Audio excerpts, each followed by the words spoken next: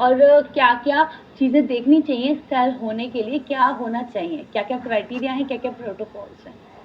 Now we will talk about types of cells. This is very important and ये बहुत ईजी है. Just don't go with the structure. What is it? This is बहुत complicated सा लग रहा है ना देखने से कि भाई कितना सारा चीज़ें हैं ये एक साथ, क्या है ये समझ में नहीं आ रहा. And this is very simple. बस it is rod shaped and उस रॉड शेप के अंदर स्ट्रक्चर है बहुत छोटा सा. तो इसी के बेस पर जैसे आप देख पा रहे हैं कि ये बहुत सिंपल है एंड ये बहुत कॉम्प्लिकेटेड है, इसीलिए इसको सिंपल सेल बोलते हैं, इसे कॉम्प्लिकेटेड सेल बोलते हैं. जो सिंपल सेल होता है उसको प्रोकैरियोटिक सेल भी बोलते हैं एंड जो कॉम्प्लेक्स सेल होता है उसको यूकैरियोटिक सेल बोलते हैं. ये तो बहुत ही ज़्यादा बेसिक चीज़ हो गई. अब हम अगर इसके इंटरनल स्ट्रक्चर पे जाएं, ठीक है, तो क्या डिफरेंस होता है according to its internal anatomy. इसका क्या डिफरेंस होता है कि जो प्रोकैरियोटिक सेल्स होते हैं, प्रोकैरियोटिक सेल्स के अंदर जो न्यूक्लियस होता है, न्यूक्लियर मटेरियल. अब ये क्या होता है, न्यूक्लियस क्या होता है? देखिए, जिस तरीके से हमारी बॉडी में ब्रेन होता है ना, हम सारा काम, अगर हमारा सिर नहीं होगा, हमारा ब्रेन नहीं हो तो हम कुछ काम नहीं कर पाएंगे. इसी तरीके से एक सेल का जो ब्रेन होता है दैट इज न्यूक्लियस. बस ये समझ लीजिए अभी के लिए. अभी हम आगे उसको डिटेल में पढ़ेंगे, ठीक है. तो जो उसका ब्रेन ऑफ द सेल है ना वो खुला हुआ होता है.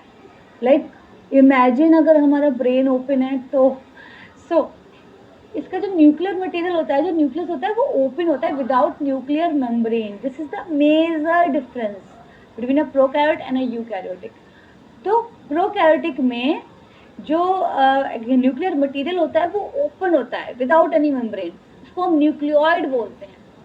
सी दिस इज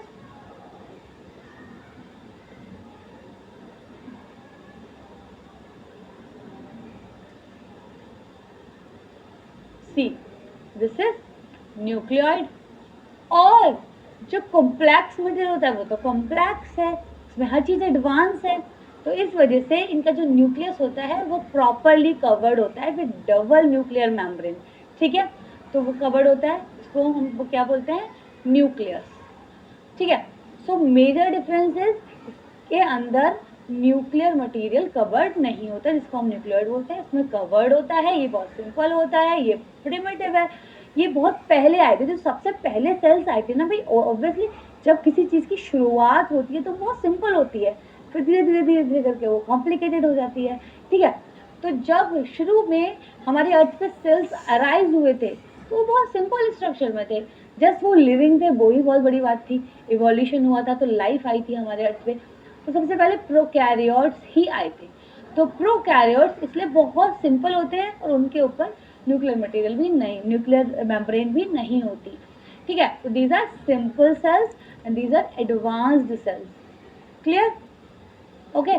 अब देखिए इसमें और क्या क्या होता है. इसमें होता है यस राइबोसोम्स होते हैं और साइटोप्लाज्म तो हो ही गई, बिकॉज सारे फंक्शन साइटोप्लाज्म में हो रहे हैं, सारी रिएक्शन साइटोप्लाज्म में हो रही है. And plasma membrane, what is plasma membrane? जो ऊपर की कवरिंग है.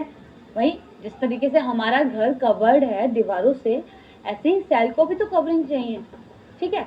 तो सेल कवर्ड होता है सेल मेम्ब्रेन से, जिसको हम प्लाज्मा मेम्ब्रेन भी बोलते हैं. ठीक है. तो सेल कवर्ड होता है सेल मेम्ब्रेन से. ठीक है. तो वो तो सब में होगा, है ना, चाहे कितना भी सिंपल घर हो, चाहे कितना भी कॉम्प्लेक्स हो.